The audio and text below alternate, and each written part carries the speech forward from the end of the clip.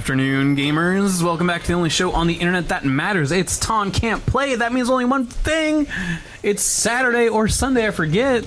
Sunday? Thursday. Thursday is the Taun Can't Play day. I don't know shit, apparently.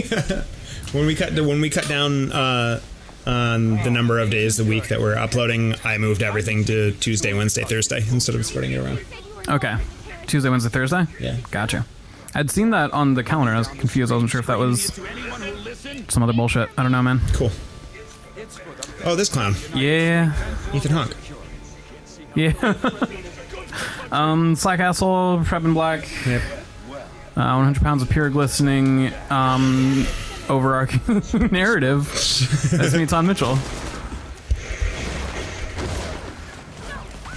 Our closing thoughts at the end of the last episode, I was talking about how much I love that Resi 6 has these 4 different campaigns that all fill each other in. And to fully understand what the fuck, you have to play them all, and that they overlap and you can play as other characters at those overlap moments. And I was talking about Devil May Cry 5 having the potential to do a very similar thing, because there are some missions. Playing through Devil May Cry 5, I'm only about halfway through. There have been like 2 missions where you could choose the character you want to play as. Otherwise, you're playing through linearly. It forces a character on you. I say linearly, but it's jumping forward and back through time. It's confusing as fuck. It'd be so much better if they would just lean into something like this, and they could still have these really cool overlap moments where if I'm playing through as Dante and you're playing through as Nero, we're gonna, randomly have a mission we run together. And I get that the game's like not necessarily structured in such a way to have multiple main characters going through a section at a time, but they easily could change that so you can both be devil hunting badasses at the same time. Because, and I'm not positive how exactly this works, I think there are some missions that you can play online and it matchmakes people into the other 2 pro tags. So like the infrastructure is there, and I almost wonder if at some point during development they wanted to go this route and then had to back off of it. Because like there's so much of this type of a narrative built into it, and then obviously it's just not there in the end game, which I think is busted because I love this shit. Yeah, that's too bad. Yeah, I really like that idea also. And I don't know of other game, like you said, Sonic Adventure DX technically kind of does that thing, but I don't know of other games where each campaign is equally significant as far as, I don't know, playtime, story beats. And you have to play through both. Exactly. I mean, like, Resident Evil 2 kind of has that. I don't know about any of the intervening Resident Evils. I don't know what the, like, structure is on 3 or 5. But, like, Resident Evil 2 is sort of similar, and it's like the baby version of this idea where you can either play through as Leon or Claire. Okay. And then whichever one you play first, the second informs the second one. Mm-hmm. Ooh, red herb. Ooh, red herb. But I think that, like, either way, you kind of get, like, the full scope of the story. It's kind of just like, you have the potential for 4 unique, like, games, essentially, like, because depending on which order you play through as the 2 characters. Yeah. Okay. You know what I mean? Like, you'll experience different puzzles and, like, things will happen in a slightly different order. Yeah. But I do think that you kind of get the full scope of the story either way. I swear I've had to have talked about this before, but in Resident Evil Revelations 2, that's a long title, you're playing through a lot of the same set pieces, the same maps, but separated by an amount of time. I forget how long exactly it is. But there's one that I thought was clever as fuck the first time I got through it, where if you're playing through the forward in time campaign, at the very end, there's like, you can activate this puzzle that will help you kill zombies that are coming at you as you're kind of like backed up against a wall. And like basically that's the end of the mission. You fight off all these zombies, go through a door, end of mission. But you can deactivate that trap and make the later in time adventure not have to deal with that trap, but if you leave it activated, they have to deal with that trap. Oh wow. And shit like that is so fucking smart. Yeah, that's so fucking dope. So avoid one possible disaster, you create another, no matter how many people die.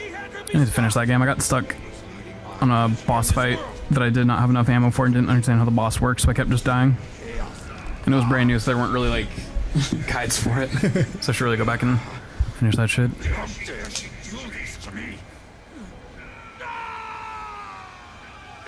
Everything alright, bud? Oh, God. Uh-oh. It's getting dusted. I got Thanos.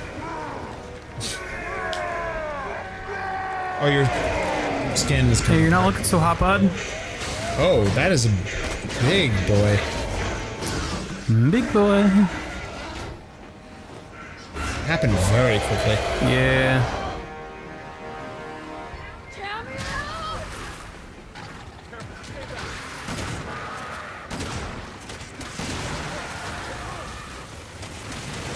Creepy.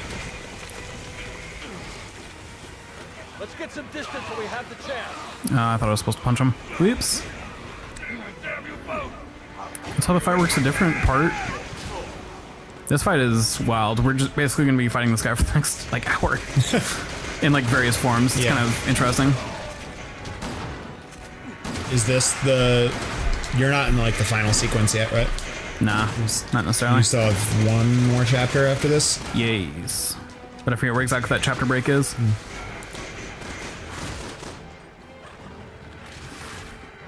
So you have to, like, power him back to turning into a human form and then run away? Or is this just a punch fest? I'm not sure if it's just like a bullet sponge or survive for a certain amount of time. I really don't remember, like, I don't understand the mechanics of this boss fight other than I shoot him a shit ton of times and eventually I don't have to shoot him anymore. Mm-hmm. Damn it. I don't like the rickety camera. Yeah, especially in these kind of tight quarters. It's not really built for it. Get up top. Too fast. Oh, hey, Oh, fuck. sir, thing. Found him.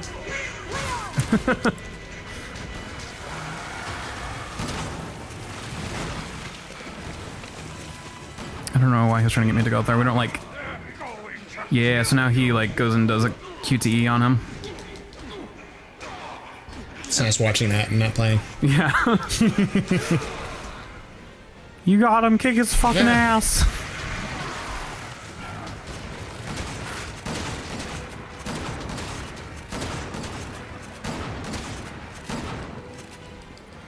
I think you'd only be able to, like, transform back and forth so many times before his bones just fall apart. He's only got so much fucking zombie juice. Yeah.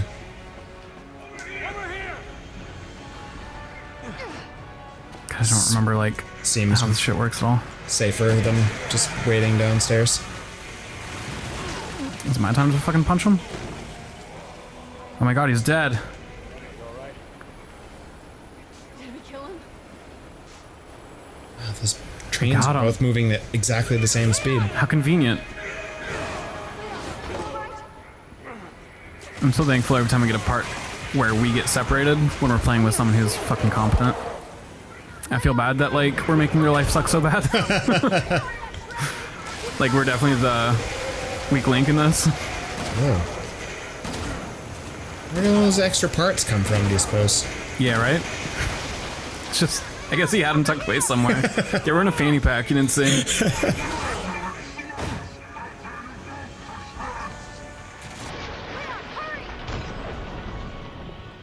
Did I do what I was supposed to do? Ugh.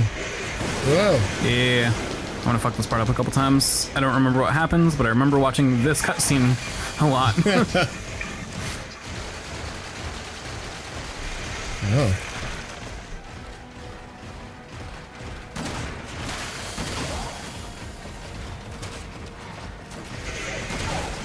Maybe it'll be different with an actual player.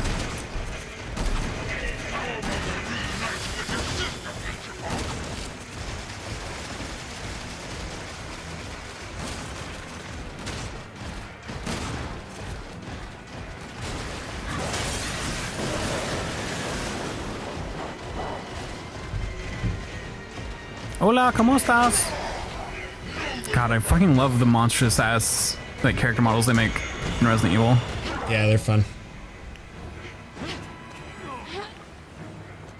Like you said, where is he getting these other fucking parts? But it's all just like, ugh, big pile of nastiness. Yeah, it is. Nasty. Whoa! It's stressful knowing that I remember I fucked up this part a bunch of times and can't remember what I fucked up.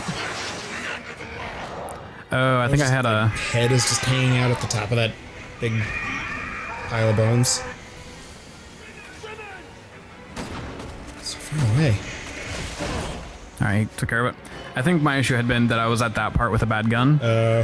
Once you get a checkpoint, you don't get to switch your weapon. Blurb! Blorgazorb! Hola, ¿cómo estás? But even just the consideration of, like, where does his body break apart so we can eject all that shit is kind of cool looking. I like that he keeps his pants. Yeah. More of a Incredible Hulk, less of a Donald Duck. I see you. What about you? Are you more of a Hulk or a Donald Duck? If you're getting cozy, which comes off first? Probably Donald Duck. Really? Yeah. I guess me too. As my wonderful girlfriend will confirm, it wasn't until we were dating that I quit pretty regularly sleeping in denim jeans. Because like through high school, I'd get pajama pants, but I never got like comfortable pajama pants. So often it was just like whatever, I'll like hang out playing video games with my stepbrother until we both fall asleep, probably on the couch, or maybe we made it to bed, but still in our jeans almost certainly. And so I never thought much of it. So because of that like childhood trauma, I'm still like learning how to accept comfort into my life. And I've finally gotten to a point where I will wear pajama bottoms, but for sure I spend more time with like t-shirt and pants on than I do no shirt, just pants. Oh yeah. Part of that's because I'm chubby. Back when I was in shape, I mean, it all came off, dog. Time to get cozy, baby. We're going down to the skivvies. But nowadays, I have refound a lot of weight that I had previously misplaced. Oh. I've chosen to keep it close to my heart, and by that I mean mostly my chest and my belly. You don't like tend to love not having a shirt on. The same. Even like when I was fit, I say I'm exaggerating a little bit, saying I would always take off my clothes, but I just like to be covered.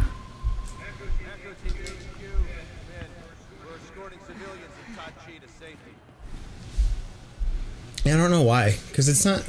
I don't know if it's fair to say that I'm like. I don't know. Not like confident to like not have a shirt on. Yeah. I think it's just like it really is just like a comfort thing. Mm-hmm. Like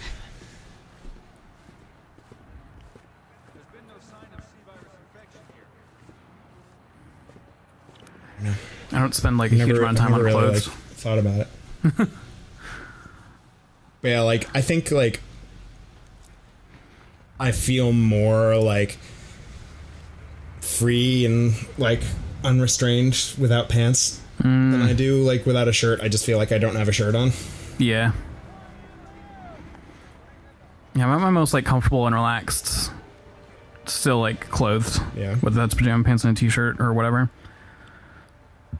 I'm not like I know a lot of folk who as soon as they get home, it's naked time, baby. Mm-hmm. All the clothes come off. But that is not my scene at all.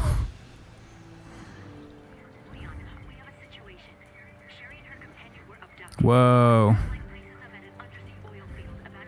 God, we should play Resident Evil Revelations too.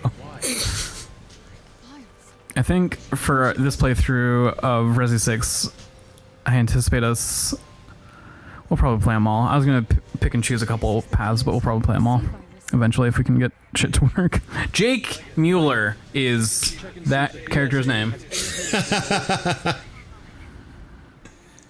I kept wanting to put Wesker in there, but it's not actually named Wesker.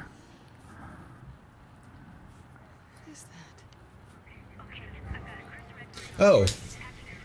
Here's the thing that I told you about, but we haven't talked about on the show. Whoa. We didn't really like discuss in great detail.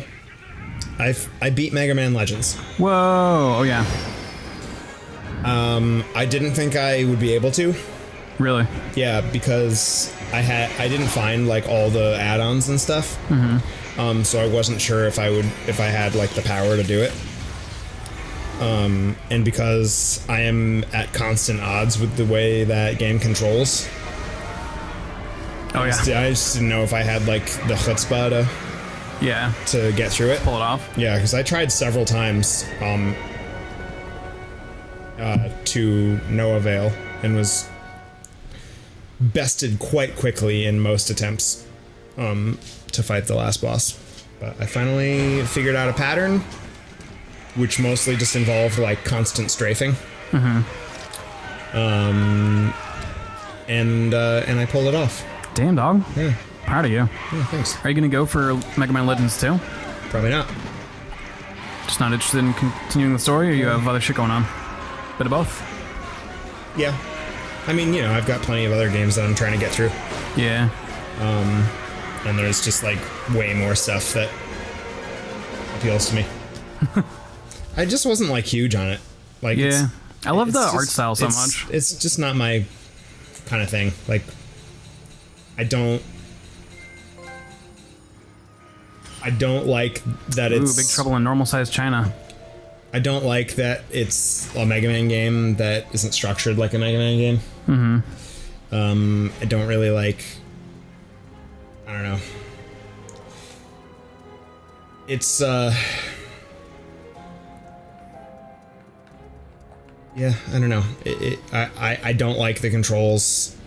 I think like for an early 3D kind of a platformer, more of a shooter, I guess. I don't like the tanky controls. It's just I don't know. I think that I feel like an action game being in tank controls is really challenging. I would make a base assumption that people who like Mega Man Legends probably played it when it came out. Yeah, And- because those controls are extremely hard to get back into. Yeah. And like there's plenty of games that I played when they first came out that like play like garbage now, but because I played them back in the day, I'm like familiar with it. Right. It's different to go back to an old game that has poor controls because of the limitations of the time. Yeah. I don't think it's their fault. And play it when you're used to like it's hard to play Mega Man Legends in 2019 for the first time Yeah. at the same time that you're playing Uncharted. Yeah. You know, like That's actually the exact comparison I was about to make. or like Breath of the Wild. Yeah. Where they figured out how to like jump and run and gun in the 3D space. Yeah. Are you all right? Yeah. Things just got So we just saw someone drop bombs full of the new virus on the Chinese city we were in. Oh. That's not good for them. Yeah. It's not good for anybody, I would argue.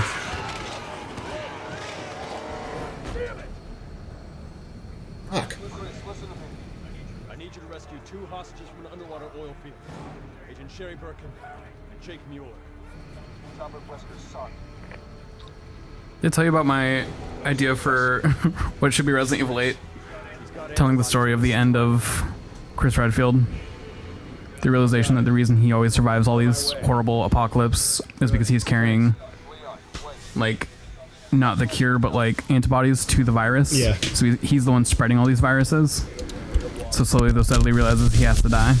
You did tell me that, and I love it. And it's a massive, overarching story where the whole fucking gang is here, you know? Yeah. Sheva from Resi 5 teamed up with him for a while. Don't let him down. Ada Wong even works with him. Ada Wong's probably the one who's like kind of guiding him towards this realization. And Leon and Jill are both there at the Right. moment when he realizes he has to sacrifice himself to save everyone. All the old pals. Let him die. Because like that's what excites me the most about Resi 7 and makes me worry the most about Resi 8. Resi 7 is a completely new story with interesting new characters. I don't know a lot of like how it works necessarily, but that's my understanding. Yeah. And it's not until like DLC that they start like mentioning the extended universe and get to like mention like I think Chris shows up or something. I forget what exactly.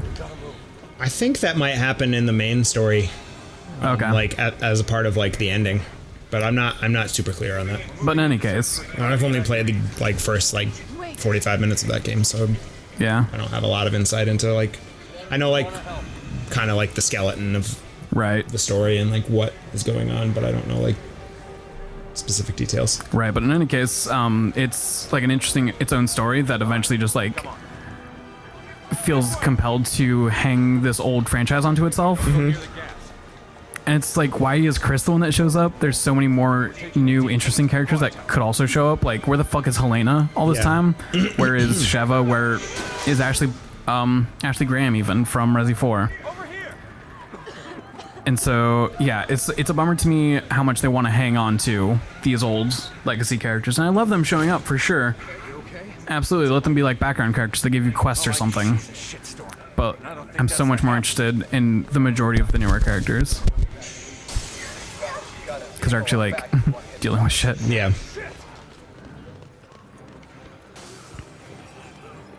Yeah, it's like they create this really deep like universe and like Yeah. interconnectedness, but then they don't like explore it enough.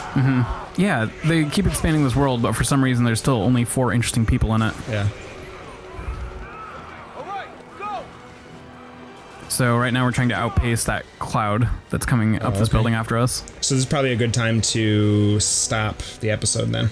Yeah. Yeah, I don't know why I said it like that. I mean, I'm not going to be able to like stop moving because it's Right. constantly coming after us. Okay, well, we'll do another one of them famous Taun Can't Play quick transitions on the next episode of the aforementioned Taun Can't Play.